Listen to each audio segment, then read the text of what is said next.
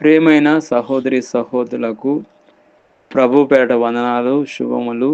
అందరికీ ప్రైలాడ్. అందరూ బాగున్నారా? మీ అందరి గురించి ప్రార్థన చేస్తూ వస్తున్నాము. మీలో ఎవరైనా కొత్తగా ఛానల్ చూస్తున్నట్లయితే దయచేసి సబ్స్క్రైబ్ చేసుకోండి. అదేవిధంగా ఇతరులకు కూడా తెలియచేయండి. ఈరోజు మనం దేవుని వాక్యంలోంచి ఎల్లప్పుడూ సంతోషంగా ఉండుడి. 1 తెస్సలోనికీయులకు రాసిన పత్రిక 5వ అధ్యాయం 16వ వచనంలో ఎల్లప్పుడూ సంతోషంగా ఉండుడి. ఇక్కడ మనం చూసినట్లయితే ఎల్లప్పుడూ సంతోషంగా ఉండుడి. ఇది క్రీస్తునందు దేవుని చిత్తాన్ని తెలియజేస్తుంది. కాబట్టి ఎల్లప్పుడూ మనం సంతోషంగా ఉండాలి. సంతోషంగా ఉండడం అంటే ఎల్లవేళలో ఎప్పటికీ సంతోషంగా ఉండాలి. ఎప్పటికీ ప్రతి సమయంలోనూ ఎల్లప్పుడూ సంతోషంగా మనం ఉండాలండి. సంతోషంగా ఉండడం అంటే ఆనందించడమే. కాబట్టి ఫిలిప్పీయులకు రాసిన పత్రిక 4వ అధ్యాయము 4వ వచనంలో ఎల్లప్పుడూ ప్రభువునందు ఆనందించుడి. మరలా చెప్పుదును ఆనందించండి. కాబట్టి ప్రభువునందు మనం ఎప్పుడు కూడా ఆనందిస్తూనే ఉండాలండి. మత్తయి రాసిన సువార్త 5వ అధ్యాయం 11వ వచనం 12వ వచనంలో నా నిమిత్తం జనులు మిమ్మల్ని నిందించి హింసించి నా మీద అబద్ధముగా చెడ్డ మాటలల్లా పలుకున్నప్పుడు మీరు ధన్యులు. సంతోషించి ఆనందించండి. పరలోకమందు మీ ఫలము అధికమగును. ఎవరైతే మన మీద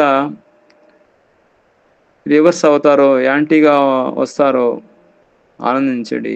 వాళ్ళు మనల్ని ఏం చేయలేరండి. దేవుళ్ళో మనం ఉన్నాము. ఈ లోకయాత్ర మనం టెంపరరీ. ఈ లోకంలో మనం అయిపోయిన తర్వాత మన జీవితం అనేది పరలోకంలో స్టార్ట్ అవుతుంది. అసలు జీవితం అక్కడ స్టార్ట్ అవుతుందండి. మన ఫలం అనేది అధికం అవుతుంది. ఎక్కడైతే మనం నిందించి హింసించి మన మీద చెడ్డ మాటలను పలికినప్పుడల్లా మీరు ఆనందించండి, సంతోషించండి. పరలోకమందు మీ ఫలం అధికం అవుతుంది. మన పరలోకంలో మన స్వాస్థ్యం అండి. ఈ లోకయాత్రలో మనం టెంపరరీ. కాబట్టి పరలోకంలో మన స్వాస్థ్యాన్ని బట్టి మనం ముందుకు పోవాలి. మనము రోమీయులకు రాసిన పత్రిక 12వ అధ్యాయం 12వ వచనంలో నిరీక్షణ గలవారే సంతోషించుచు శ్రమల యందు ఓర్పు గలవారే ప్రార్థన యందు పట్టుదల కలిగి ఉండుడి.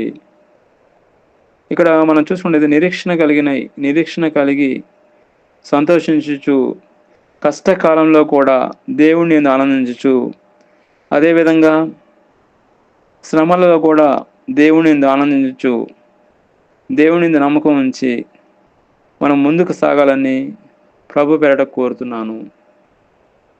అదేవిధంగా మనం చూసుకున్నట్లయితే హబక్కు రాసిన పత్రిక 3వ అధ్యాయము 17వ వచనము 18వ వచనంలో చూసినట్లయితే అంజూరపు చెట్లు పొయ్యకపోయినను ద్రాక్ష చెట్టు ఫలింపగా ఫలములు లేకపోయినను ఒలివ చెట్టు కాపు లేకపోయినను పొలములలో పంటకపోయినను గొర్రెలు దొడ్డిలో లేకపోయినను పశువులు కొట్టములలో లేకపోయినను యెహోవా యందు ఆనందించేదను.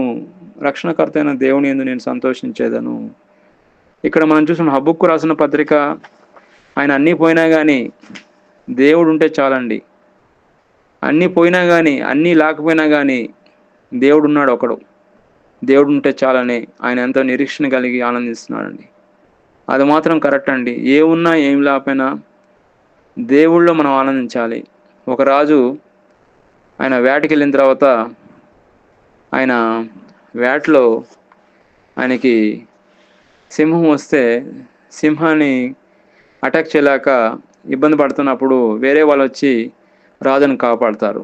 రాజు వాళ్ళని మెచ్చుకొని మీకేం కావాలంటే వాళ్ళు మాకు మీరుంటే చాలండి అన్నీ ఉన్నట్టే అంటారు. అదేవిధంగా ఇక్కడ మనం చూసుకుంటే హబక్కు రాసిన పత్రికలో అన్నీ పోయినా కానీ వాళ్ళు హబక్కు నాకు ఏమి లేకపోయినా ప్రభు నన్ను ఆనందిస్తానని వాక్యం చెప్తున్నట్టు మనం చూస్తున్నాము.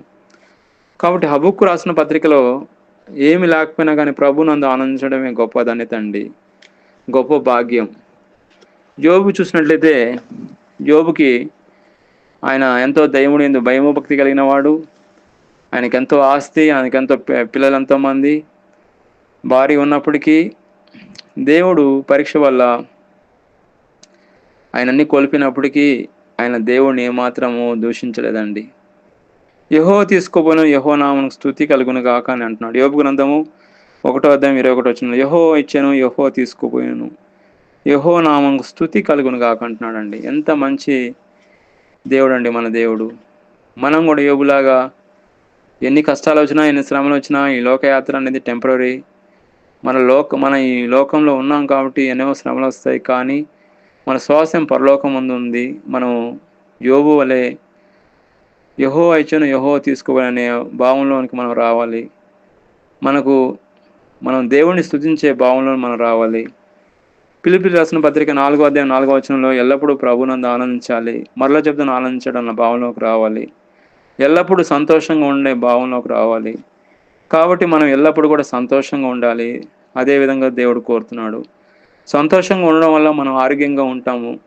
ఏ టెన్షన్ ఉండదు, ఏ బీపీ ఉండదు, ఏ షుగర్ ఉండదు, ఏ రోగం ఉండదు. కాబట్టి దేవుడు అందుకనే ఎల్లప్పుడూ కూడా సంతోషంగా ఉండండి అంటున్నారు. దేవుడి వాక్యం దీవించిన గాక. ఆమేన్. ప్రార్థన చేసుకుంటాం. పరలోకమందు మా తండ్రి, యేసుక్రీస్తు ప్రభు పరిశుద్ధ నామమును బట్టి మీ సన్నిధికి వస్తున్నాం దేవా. ఈ సమయంలో ప్రత్యేకంగా ఎవరైతే ఏకీభవిస్తున్నారో వాళ్ళందరిని దీవించమని, ఆశ్రయించమని, కాపాడమని, వాక్యానుసారంగా జీవించే కృపను దయచేయమని ప్రభువైన యేసుక్రీస్తు నామములో ప్రార్థన చేస్తున్నాం తండ్రి. ఆమేన్.